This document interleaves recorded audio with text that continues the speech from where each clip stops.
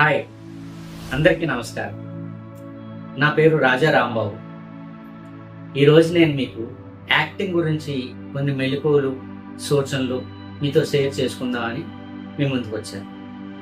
ప్రతి ఒక్కడు యాక్టింగ్ గురించి మాట్లాడేవాడే అని ఫీల్ అవుతున్నారా? నాకు తెలుసు.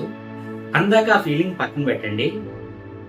బేసిక్గా నేను ఆంధ్ర యూనివర్సిటీలో diploma in theatre arts acting, diploma in theatres direction complete చేశాను. మన స్టార్ మేకర్ సత్యానంద్ గారు ఉన్నారు కదా, ఆయన వద్ద డిపార్ట్మెంట్ ఆఫ్ థియేటర్స్ ఆంధ్ర యూనివర్సిటీలోనే ఎన్నో మెళకువలు నేర్చుకున్నాను. నేను నేర్చుకున్న మెళకువలు మీతో షేర్ చేసుకుంటే యాక్టింగ్ పట్ల ఇంట్రెస్ట్ ఉన్న కొందరికైనా ఉపయోగపడుతుందని నా అభిప్రాయం. అసలు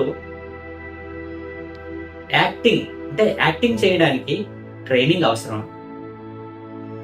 ఎందుకంటే చాలా మంది న్యాచురల్ గా బైబోర్న్ ఆర్టిస్టులు ఉంటారు. న్యాచురల్ గా మాకు యాక్టింగ్ బాగా వచ్చు, మేము యాక్టింగ్ చేయగలం, మేము బోర్న్ ఆర్టిస్టులు అనుకుంటూ ఉంటారు. కరెక్టే. ట్రైనింగ్ అంటే నాటకాల్లో కానీ, సినిమాల్లో కానీ, టీవీలో కానీ యాక్ట్ చేయడానికి కంపల్సరిగా ట్రైనింగ్ అవసరం అని నేను అన్నాను. కానీ ట్రైనింగ్ ఉన్న వాళ్ళకి, ట్రైనింగ్ లేని వాళ్ళకి కూడా కొంత వ్యత్యాసం అయితే తప్పకుండా కనపడుతుంది. ట్రైనింగ్ ఉన్నవాళ్ళు నేను యాక్టింగ్ లో ట్రైనింగ్ తీసుకున్నాను, నేను ఏదైనా చెప్పగలను అన్న ఒక కాన్ఫిడెన్స్ వాళ్ళని ముందుకు వెళ్ళేలా చేస్తుంది.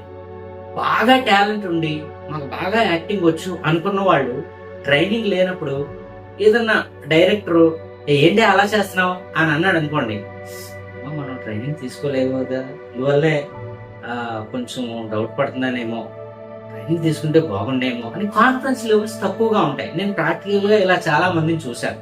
అందువల్ల కంపల్సరిగా ట్రైనింగ్ ఉండాలి నటనకి అని ఏం లేదు. ఎందుకంటే నటనకి మెయిన్ కావాల్సింది కామన్ సెన్స్. కామన్ సెన్స్ ఉన్న వాళ్ళు యాక్టింగ్ లో చాలా బాగా చేయగలుగుతారు. బాగా స్కిల్ ఉండి, ట్రైనింగ్ ఉండి, కామన్ సెన్స్ లేదనుకోండి, వాళ్ళు సరిగా ప్రజెంట్ చేయలేరు. సో నటనకి మెయిన్ కావాల్సింది ట్రైనింగ్ కాదు, కామన్ సెన్స్. కామన్ సెన్స్ తో పాటు కొన్ని మెళకువలు పాటిస్తే డెఫినెట్ గా మంచి యాక్టర్లు అవుతారు. మిగతా విషయాలు తర్వాత ఎపిసోడ్ లో మాట్లాడుకుందాం. Bye bye.